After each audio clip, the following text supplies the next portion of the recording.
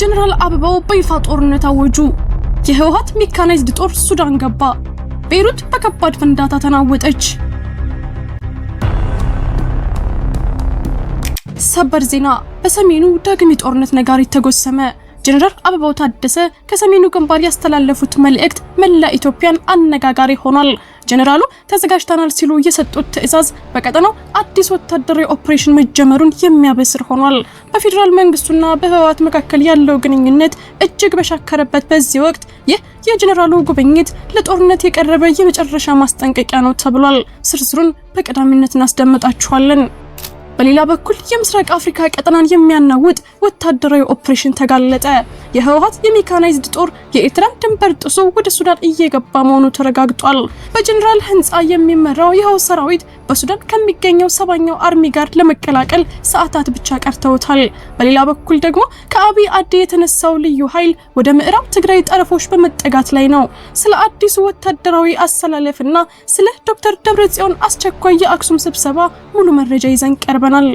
ከውጭ ዜና የተኩስ አቁሙ ስምምነት በይፋ ፈረሰ። የእስራኤል የጦር አውሮፕላኖች ከሳምንታት በኋላ ለመጀመሪያ ጊዜ የሊባኖስ መዲና ቤይሩትን በከባድ ቦምብ ደብድበዋል። ጠቅላይ ሚኒስትር ኔታንያሁ ትዕዛዙን በቀጥታ ማስተላለፋቸውን አረጋግጠዋል። ይህም ቀጠናውን ወደማይመለስበት እሳት ውስጥ ከቶታል። ዝርዝር ዘገባውን ይዘናል። አብራችሁን ቆዩ። ሰላም ውድ ቤተሰቦች እንደምን አላችሁ? ይህ ዜና ላፍታ ነው። ቪዲዮውን ላይክ በማድረግ ይጀምሩ እያልን ወደ ዝርዝር ዜናዎች አለፍን። ሰበር ዜና ተዘጋጅተናል። ጀነራል አበባው ታደሰ በሰሜን ግንባር የጦርነት ነጋሪት ጎሰሙ።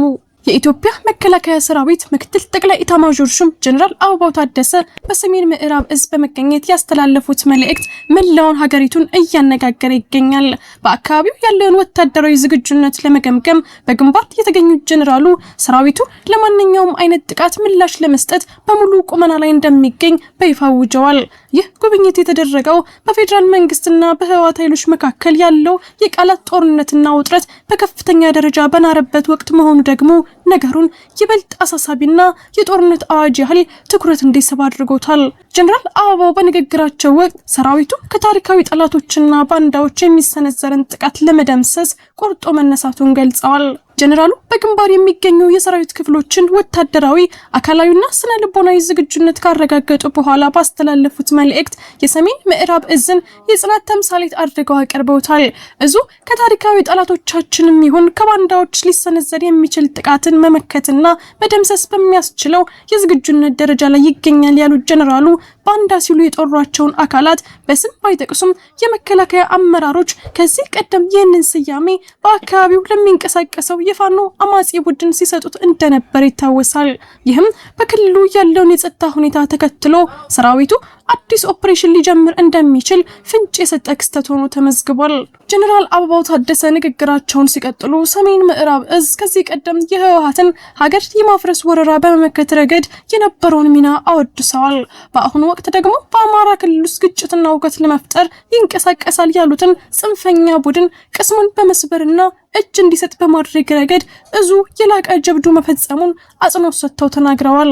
ይህ የጀነራሉ ንግግር ሰራዊቱ በክልሉ ውስጥ ያለውን ማንኛውም ተቃውሞ በኃይል ለመደምሰስ ያለውን ቁርጠኝነት የሚያሳይ ሲሆን ኢትዮጵያና ተቋሙ ይኮሩባቸዋል የሚለውን የፊልድ ማርሻሉ ብርሃኑ ጁላን የክብር መልእክትም ለሰራዊቱ አድርሰዋል። በአሁኑ ሰዓት በሰሜኑ የሀገሪቱ ክፍል ያለው ወታደራዊ እንቅስቃሴና የከፍተኛ ጀነራሎች ጉብኝት ቀጠናው ዳግም ወደ ከፋ ግጭት ሊያመራ ይችላል የሚል ስጋትን በብዙዎች ዘንድ ጭሯል። ጀነራል አበባው ታደሰ ተዘጋጅተናል ሲሉ ያስተላለፉት ማስጠንቀቂያ ለማን እንደሆነና በቀጣይ የሚወሰደው ወታደራዊ እርምጃ ምን ሊሆን እንደሚችል መላው የኢትዮጵያ ሕዝብ በከፍተኛ ጉጉትና ስጋት እየተጠባበቀ ይገኛል። ይህ የጀነራሉ ጉብኝትና ንግግር በሰሜኑ ክፍል ያለውን የኃይል ሚዛን የሚቀይር ይሁን አይሁን ወደፊት የሚታይ ቢሆንም የመከላከያ ሰራዊቱ ግን ክንዳለን የሚል ግልጽ መልእክት ለተቀናቃኞቹ አስተላልፏል። እርሱም በዚህ መረጃ ላይ ያለውትን ማንኛውም ሀሳብና አስተያየት በኮሜንት ሴክሽን ላይ እንዲያጋሩን እየጋበዝን አሁን በቀጥታ ወደ ቀጣዩ ዜና እንለፍ። የህወሓት ሰራዊት ወደ ሱዳን ድንበር ጉዞ ጀመረ።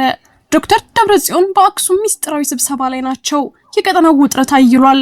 ከደቂቃዎች በፊት በደረሰን መረጃ መነሻነት ታላቅ ወታደራዊ እንቅስቃሴ በትግራይና በሱዳን አዋሳኝ ድንበሮች ላይ እየተስተዋለ ይገኛል።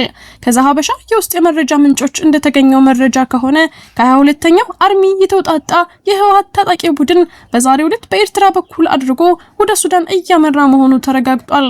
ይህ በጀነራል ህንጻ የሚመራው የሜካናይዝድ ታጣቂ ቡድን ግብ አድርጎ የተነሳው በሱዳን ግዛት ውስጥ ወደሚገኘውና 7ኛው አርሚ ወደ ሰፈረበት ስፍራ ለመቀላቀል መሆኑን የዓይን እማኞች በስፍራው ተገኝተው ለዜና ምንጮች አረጋግጠዋል። ይህ ጉዞ በትግራይና በፌደራል መንግስቱ መካከል ያለውን ግንኙነት ይበልጥ ወደ አሳሳቢ ደረጃ ሊያሸጋግረው እንደሚችል ተገምቷል። በሌላ በኩል ደግሞ ከ60ኛው አርሚ ለልዩ ወታደራዊ ተልዕኮ የተመረጡ ታጣቂዎች ዛሬ ማለዳ ከአብይ አዲ በመነሳት ወደ ሽሬ ከተማ ጉዟቸውን መጀመራቸው ተሰምቷል። እነዚህ ኃይሎች ሽሬ ከተማ እንደደረሱ ልዩ ወታደራዊ ተልዕኮ በመቀበል በቀጥታ ወደ ምዕራብ ትግራይ ጠረፋማ አካባቢዎች እንደሚሰማሩ ተመልክቷል። ይህ በምዕራብ ግንባር በኩል የሚደረገው እንቅስቃሴ አካባቢውን በድጋሚ ወደ ከፍተኛ የጦርነት ቀጠናነት ሊቀይረው ይችላል የሚል ስጋት በነዋሪዎች ዘንድ እየፈጠረ ይገኛል። በፖለቲካው ረገድ ደግሞ ዶክተር ደብረጽዮን ገብረ ሚካኤል በአክሱም ከተማ በሚገኘው አትራኖስ ፋንታሲ ሆቴል ውስጥ እጅግ ሚስጥራዊ የሆነ አስቸኳይ ስብሰባ በማካሄድ ላይ መሆናቸውን መረጃዎች አመላክተዋል። ዶክተር ደብረጽዮን በአሁኑ ወቅት ያረፉት በታዋቂው ኮንሱላር ሆቴል መሆኑ የተገለጸ ሲሆን ይህ ስብሰባ ከሰሞኑ ወታደራዊ እንቅስቃሴና ከድርድር ጥሪዎች ጋር የተያያዘ ሳይሆን እንዳልቀረ ይገመታል። ይሁን እንጂ እስካሁን ድረስ የፌዴራል መንግስት በእነዚህ የህወሓት ወታደራዊ እንቅስቃሴዎች ላይ የሰጠው ይፋዊ ምላሽ የለም። ከዚሁ ጋር በተያያዘ ህወሓት ያለ ቅድመ ሁኔታ ለድርድር ዝግጁ መሆኑን በይፋ አስታውቋል። ምንም እንኳን የፌዴራል መንግስት ህገወጥ ነው በማለት ውድቅ ያደረገው የትግራይ ክልል ምክር ቤት በድጋሚ ወደ ስራ መመለሱ ቢገለጽም ህወሓት ለሰላማዊና በድርድር ለሚመጣ መፍትሄ በሩ ክፍት መሆኑን ገልጿል። ይሁን እንጂ የኢትዮጵያ የውጭ ጉዳይ ሚኒስትር ህወሓት ቀጠናውን ለማተራመስ ከሱዳን መንግስት ጋር እየተባበረ ነው በማለት ያቀረበውን ክስ ህወሓት መሰረት የለሽ ነው ሲል ውድቅ አድርጎታል። ሱዳን ከኢትዮጵያ የተነሳ ድሮን በካርቱም አየር ማረፊያ ላይ ጥቃት ሰንዝሯል ስትል ብትከስም የኢትዮጵያ የውጭ ጉዳይ ሚኒስትር ግን የሱዳን ጦር የህወሓት ቅጥረኛ ተዋጊዎችን እየተጠቀመ ነው ሲል ውንጀላውን መልሶታል። ይህ በኢትዮጵያ በሱዳንና በህወሓት መካከል እየተካሄደ ያለው የቃላት ጦርነትና ወታደራዊ መገፋፋት ቀጠናውን ወደ አዲስ ቀውስ ሊከተው ይችላል የሚል ስጋት ፈጥሯል። ቪዲዮአችንን ላይክ ማድረግ አይርሱ እያልን ወደ ውጭ ዜና አለፍን። የተኩስ አቁሙ ፈረሰ። እስራኤል ቤይሩትን በቦምብ ደበደበች። የኔታንያሁ አስገራሚ ትዕዛዝና የሊባኖስ ስጋት። በመካከለኛው ምስራቅ ለሳምንታት ሰፍኖ የነበረው አንጻራዊ ሰላም በከፍተኛ ሁኔታ ተናወጠ። ዓለም በጉጉት ሲጠብቀው የነበረውና በፕሬዝዳንት ዶናልድ ትራምፕ አሸማጋይነት የተደረሰው የተኩስ አቁም ስምምነት አደጋ ላይ ወድቋል። እስራኤልና ሂዝቦላህ የተኩስ አቁም ስምምነት ከተፈራረሙ ወዲህ ለመጀመሪያ ጊዜ የእስራኤል ጦር አውሮፕላኖች የቤይሩትን ሰማይ ሰንጥቀው በመግባት በደቡባዊ የከተማዋ ክፍል ዳሂህ ላይ እጅግ አስደንጋጭ ጥቃት ሰንዝረዋል። ይህ ጥቃት በአሜሪካው ፕሬዝዳንት ዶናልድ ትራምፕ አሸማጋይነት የተደረሰውን ደካማ ስምምነት ወደ መፍረስ አፋፍ አድርሶታል። የእስራኤል ጠቅላይ ሚኒስትር ቤንያሚን ኔታንያሁ ጥቃቱን በቀጥታ ያዘዙት እሳቸው መሆናቸውን በይፋ አረጋግጠዋል። ኢላማው የሂዝቦላህ ቁልፍ ሰውና የልዩ ኃይሉ የራድዋን አዛዥ እንደነበር ተገልጿል። ጥቃቱ በተፈጸመበት ወቅት የቡድኑ ከፍተኛ አመራሮች ስብሰባ ላይ እንደነበሩ የሚወጡ መረጃዎች የሚያመላክቱት ሲሆን ማህበራዊ ሚዲያ ላይ የወጡ ተንቀሳቃሽ ምስሎችም የቤይሩት ሰማይ በጥቁር ጭስ ሲታፈንና ህንፃዎች ሲጋዩ ያሳያሉ። ምንም እንኳን የተኩስ አቁም ስምምነት ቢኖርም ባለፈው አንድ ሳምንት ብቻ በሊባኖስ ውስጥ ከ120 በላይ ሰዎች መገደላቸው ተነግሯል። እስራኤል ደህንነትን ለማስጠበቅ ስምምነቱን የሚጥሱ የሂዝቦላህ እንቅስቃሴዎችን እመታለሁ ስትል ሂዝቦላህ በበኩሉ እስራኤል ሉዓላዊነትን እየጣሰች ነው በማለት ይከሳል። በደቡባዊ ሊባኖስ የሚገኙ መንደሮች ልክ እንደ ጋዛ ሁሉ ወደ ፍርስራሽነት እየተቀየሩ ሲሆን የእስራኤል ጦር ቀጠናውን ከታጣቂዎች ነፃ ለማድረግ በሚል ወረራውን ቀጥሏል።